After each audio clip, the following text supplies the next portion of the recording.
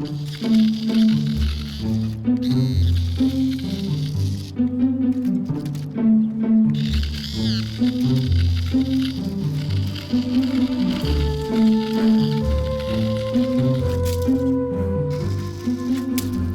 korkar mısınız? Bu kadar büyüğünden değil zaten. Bunun gerçeğini bulabilmek için doğaya çıktım ama tabii bu kadar büyüklerini öyle arka bahçenizde bulamazsınız. Mesela daha küçük, her yerde bulabileceğiniz sıçrayan bir örümcekten. Bazıları bundan hiç korkmuyor. Hatta öyle başını okşayarak sevip evcilleştirmeye çalışanlar bile var.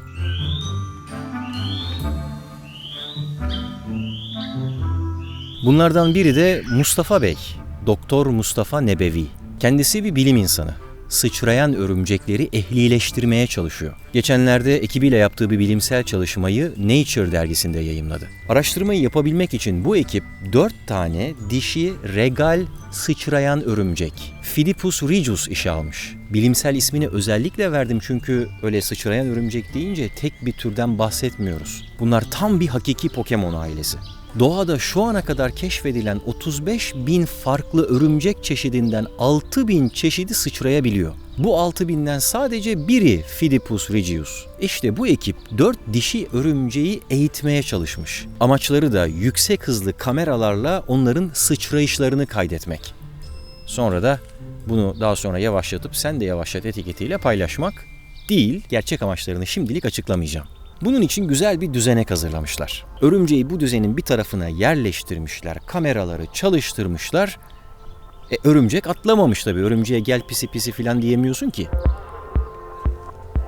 Normalde bu tür durumlarda hayvanları eğitmek için ödüllendirme sistemi kullanılır. Mesela örümceği sıçratmak istiyorsanız onun karşısına şöyle lezzetli bir çekirge koyarsınız. O da bir sıçrayışla gider o çekirgeyi yer. Ama problem şu ki örümcekler haftada sadece bir öğün yiyorlar. Yani bu sıçrayışı sadece bir kez yaptırabilirsiniz. Dolayısıyla bu strateji işe yaramamış. Bunun üzerine ekip onları bu şekilde ödüllendirme sistemiyle eğitmek yerine ayarlanabilir platformlar kullanmaya karar vermişler. Ve nihayet bu 4 örümcekten hepsini değil ama bir tanesini eğitmeyi başarmışlar ve bu eğitimli örümceğe de Kim adını vermişler. Kim birbirinden farklı uzaklıklarda ve yüksekliklerdeki platformlardan defalarca sıçramış. Vücudunun 2 katı uzunluğunda kısa sayılabilecek atlayışlarda yapmış, 6 katı mesafede uzun atlayışlarda. Bunu anlayabilmek için şöyle düşünebilirsiniz. Aramızdan en atletik olanları bile, örümcek adam hariç, en fazla vücut uzunluğumuzun 1,5 katı kadar bir mesafeyi atlayabiliriz. Eğer bu örümcek Kim kadar sıçrama yeteneğimiz olsaydı,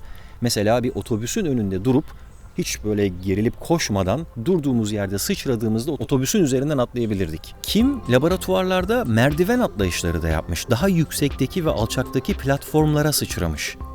Sıçramadan önce her seferinde bulunduğu yere o ipeksi ağını salgılayarak bir çeşit kendine kurtarma halatı yapmış. Ve gözünün kesmediği uzaklıklara asla sıçramamış. Hatta bilim insanları gözleri daha iyi görebilseydi daha uzun mesafelere de sıçramaya cesaret edebilirdi diye yorum yapıyorlar. Gelelim bu araştırmanın en ilginç taraflarından bir diğerine, Doktor Mustafa'nın amacına. Çünkü kendisinin uzmanlık alanı örümcekler ya da hayvanlar değil. Manchester Üniversitesi'nde mekanik ve uzay bilimleri alanında bir araştırmacı. Şimdi ne alaka diye düşünüyorsunuz değil mi? Örümceklerin sıçrayışlarını araştırıyor çünkü mikro robotlar yapmak istiyor. Bu tür bir araştırma yöntemine yani doğayı kopyalamaya biyomimetik deniyor ve yaklaşık 2 yıl kadar önce hazırladığım takım olan mikro robotlar videosunda konunun ayrıntılarına değinmiştim. Peki neden mikro robotlar? Çünkü şu anda gelmiş olduğumuz teknolojik gelişmişliğe rağmen henüz küçük ölçekte robotlar yapmakta çok zorluk çekiyoruz. Bilim insanları at büyüklüğünde robot yaptılar. Eşek büyüklüğünde de robot yaptılar. Sonra iyice küçültüp köpek büyüklüğünde de robot yaptılar. Dikkat ederseniz teknoloji geliştikçe boyutlar küçülmeye başlıyor. Yeni amaçları örümcek kadar küçük ve onun gibi sıçrayabilen robotlar yapmak.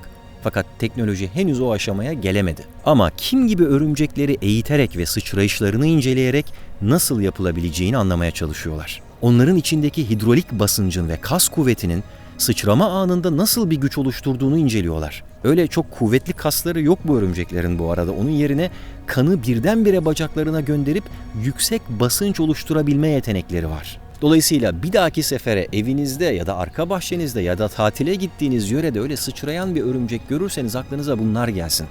Kimilerimiz öyle anlarda terliği çıkartıp yapıştırıyor o masum hayvana.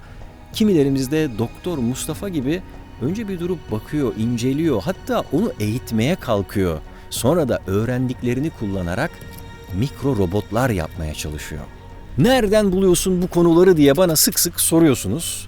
Bugünkü videomun konusunu bu videonun sponsoru sayesinde buldum. Bundle diye bir uygulama var, duydunuz mu? Türkiye'de geliştirilen ve tüm dünyada kullanılan bir haber uygulaması bu. Ben yaklaşık bir yıldır iki amaçla kullanıyorum bu uygulamayı. Birincisi son dakika gelişmelerini takip etmek için ama önemli bir gelişme olduğunda, gerçek son dakika bilgisi olduğunda size haber veriyor. Zaten App Store'da 2016'nın, Google Play Store'da da 2017'nin en iyi haber uygulaması seçildi. Benim ikinci kullanım amacımsa bugünküne benzer ilginç konuları bulup onları arşivlemek. Geçenlerde 2.0 güncellemesi yapıldıktan sonra arayüzü daha da kolaylaştı. Ben de dünyadan takip ettiğim dergilerden biri olan National Geographic'te bu konuyla ilgili haberi okuyup arşivime kaydettim. Sonra da biraz daha detaylı bir araştırma yapıp size sunmaya çalıştım. Habercilikte bir prensip vardır. Adamı ısıran köpeğin değil de köpeği ısıran adamın haberi yapılır. İşte bu konu o yüzden ilgimi çekti. Çünkü insanı ısıran örümceklere odaklanıp onlardan korkmak yerine örümcekleri eğiten insanlara odaklanıp geleceğimizi tasarlamamız lazım.